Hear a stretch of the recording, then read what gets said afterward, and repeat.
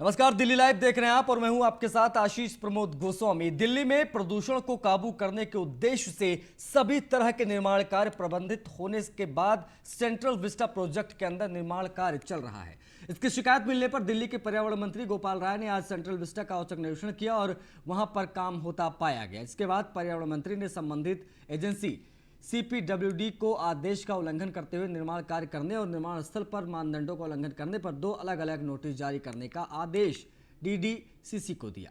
साथ ही कल तक सीपीडब्ल्यूडी से जवाब मांगा गया है। पर्यावरण मंत्री गोपाल राय ने कहा कि प्रदूषण के चलते निर्माण कार्य पर रोक के बावजूद सेंट्रल विस्टा प्रोजेक्ट के अंदर काम चलता पाया गया। इस पर नोटिस जारी कर पूछा गया है कि किस आधार पर और किसके आदेशानुसार यहाँ पर काम चल रहा है। जवाब मिलने पर नियमानुसार कार्रवाई की जाएगी।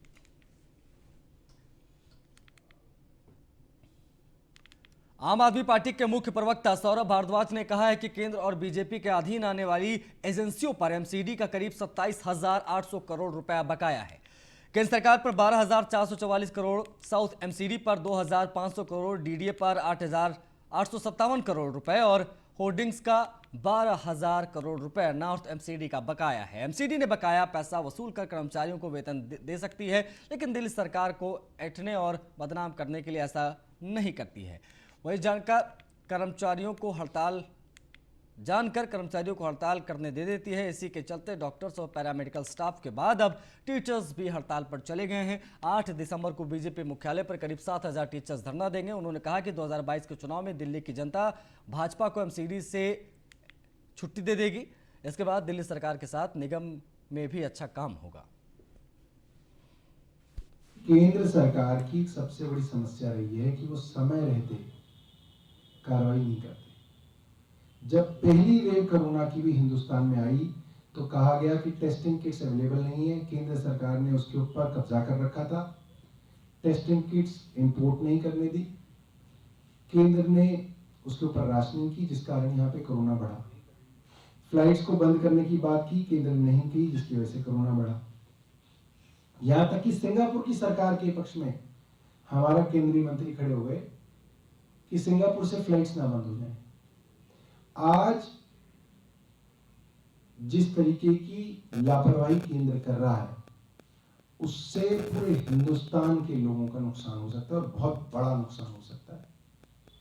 केंद्र को अपनी झूठी डिप्लोमेसी को किनारे रखकर देश के लोगों को बचाना चाहिए। दिल्ली सरकार ने जनता को राहत देते हुए पेट्रोल के दाम कम कर दिए हैं। आज कैबिनेट बैठक में वैट को कम करने का फैसला लिया गया, जिसके बाद 1 लीटर पेट्रोल 8 रुपए सस्ता हो गया। दिल्ली सरकार ने बैठक में पेट्रोल पर लगने वाले वैट को 30% से कम करके 19.40% कर दिया। इसके बाद आज रात से 8 रुपए पेट्रोल पर दाम कम हो जाएंगे। पेट्रोल के नए दाम आज रात 12 बजे से लागू हो जाएंगे।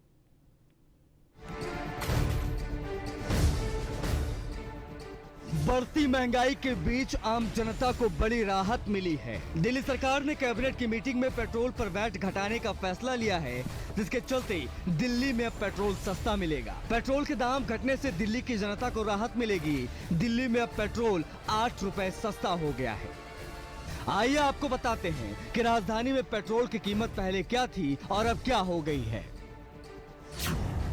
पेट्रोल की कीमत पहले 105 रुपए प्रति लीटर थी, जिसमें अब 8 रुपए की कटौती कर दी गई है। यानी अब पेट्रोल की कीमत 95 रुपए प्रति लीटर पर आ गई है।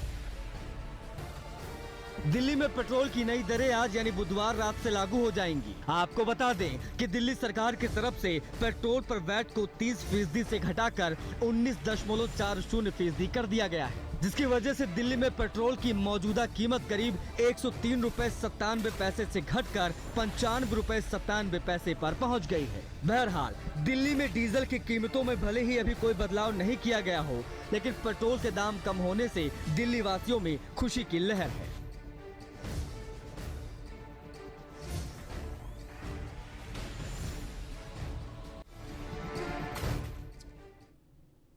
दिल्ली सरकार ने जनता को राहत देते हुए पेट्रोल के दाम कम कर दिए हैं। इस पर आम आदमी पार्टी के राज्यसभा सांसद सुशील गुप्ता ने कहा है कि केंद्र सरकार को और राहत देनी चाहिए ताकि आम जनता को परेशानी कम हो। वहीं सुशील गुप्ता ने बेरोजगारी के लिए केंद्र सरकार को जिम्मेदार ठहराया है।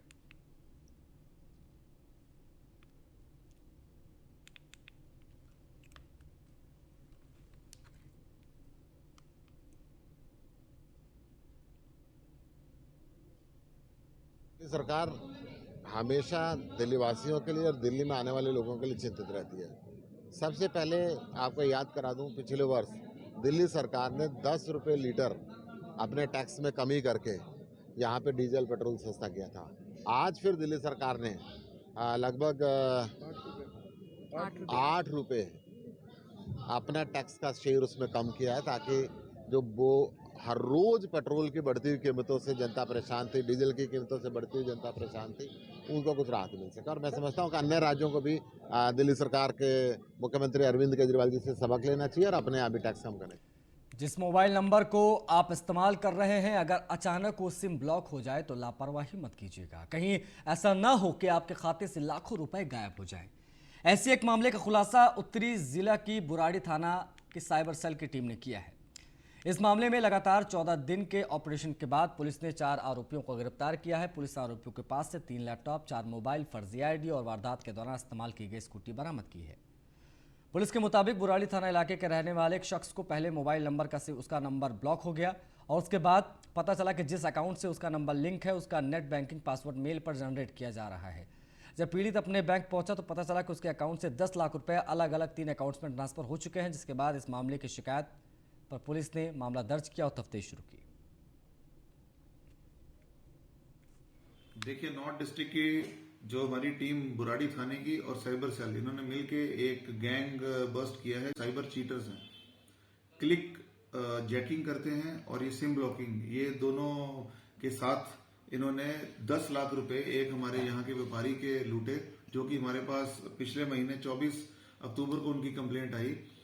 हमने इन्वेस्टिगेशन करी, पहले केस दर्ज किया। उसके साथ ही इन्वेस्टिगेशन के बाद एक दिल्ली के ही काशिफ अख्तर एलियास शाहरुख, इनका हमें आईडी मिला। इनके आगे चलते चलते जब कड़ी पे कड़ी जोड़ते रहे तो ये पूरा गैंग 4 लोग, जिसमें कि एक गौरव कुमार हैं जो बिहार से हैं, मूसा गौस, शेख एलियास सोनू जो कि मुंबई से हैं और मोहम्मद अली मामू, ये भी महाराष्ट्र वहीं मुंबई से हैं। ये 3 स्टेट से हमारी नॉर्थ डिस्ट्रिक्ट की पुलिस ने तकरीबन 14 दिन के ऑपरेशन में ये 4 लोगों को पकड़ा है। सेंट्रल डिस्ट्रिक्ट एटीएस की टीम ने 2 ऑटो लिफ्टर्स को गिरफ्तार किया है। इनके पास से 4 बाइक, 3 स्कूटी बरामद की गई। आरोपियों के ऊपर पहले से दर्जनों मुकदमे दर्ज हैं। ये दोनों आरोपी दिल्ली के तमाम इलाकों से बाइक चोरी कर बेचा करते थे।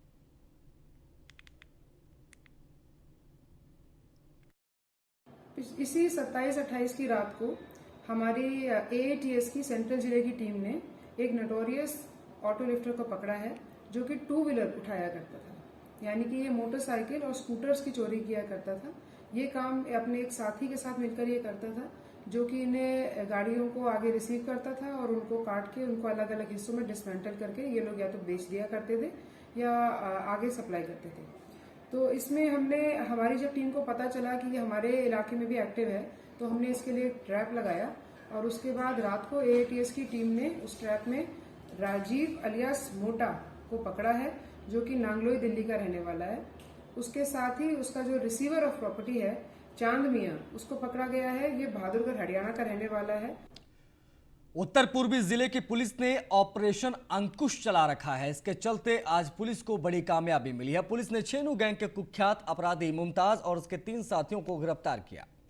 Joint CP doctor Sagarpreet Hooda ने बताया कि दिल्ली पुलिस की तरफ से ऑपरेशन अंकुश चलाया जा रहा है। चेनू गैंग के कुख्यात अपराधियों को गिरफ्तार किया गया, जिनके पास से 3 ऑटोमेटिक पिस्टल, 18 जिंदा कारतूस और 1 मैगजीन बरामद की गई है। वहीं आरोपियों के पास से 6.5 लाख कैश भी बरामद हुआ है। मिली उस इंटेलिजेंस के आधार पर एक पुलिस टीम बनाई गई, जिसने आज जो रात बीती है उसमें लगभग 1:30 बजे के आसपास एक फॉर्च्यूनर गाड़ी को इंटरसेप्ट किया, जिसमें 4 अपराधी पकड़े गए, जिनमें से चारों के चारों की तलाशी ली गई तो उनके पास से कुछ अवैध हथियार, कैश और एम्युनिशन मिला है। फर्दर इन्वेस्टिगेशन जो अभी तक हुआ है, प्रिलिमिनरी इन्वेस्टिगेशन, उसमें जो ये 4 अपराधी हैं, ये छेनू गैंग से संबंध रखते हैं और ये आर्म सप्लाई का काम करते हैं। दिल्ली के बेगमपुर की बात करेंगे तो दिल्ली के बेगमपुर थाना इलाके में उस वक्त हड़कंप मच गया जब हाईटेंशन तार की चपेट में आने से दो भाइयों की मौत हो गई। आरोप है कि पुलिस करीब 1 घंटे बाद मौके पर पहुंची। स्थानीय लोगों के मुताबिक एक मकान में किराए पर रहने वाले एक युवक को मकान के ऊपर से गुजरती हुई 11,000 वोल्टेज की तार ने पकड़ लिया। इसे बचाने के प्रयास में दूसरा युवक भी करंट की चपेट में आ गया। दोनों भाइयों को बचाने के लिए जब तीसरे भाई ने कोशिश की तो उसे भी करंट का झटका लगा और वो वहां जाकर दूर गिरा, लेकिन गनीमत रही कि वह बाल बाल बच गया।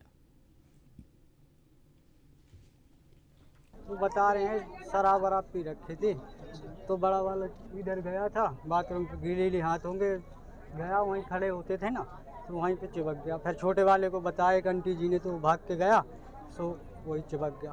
फिर मैं गया तो मुझे झटका मार जो फेंक गया दूर।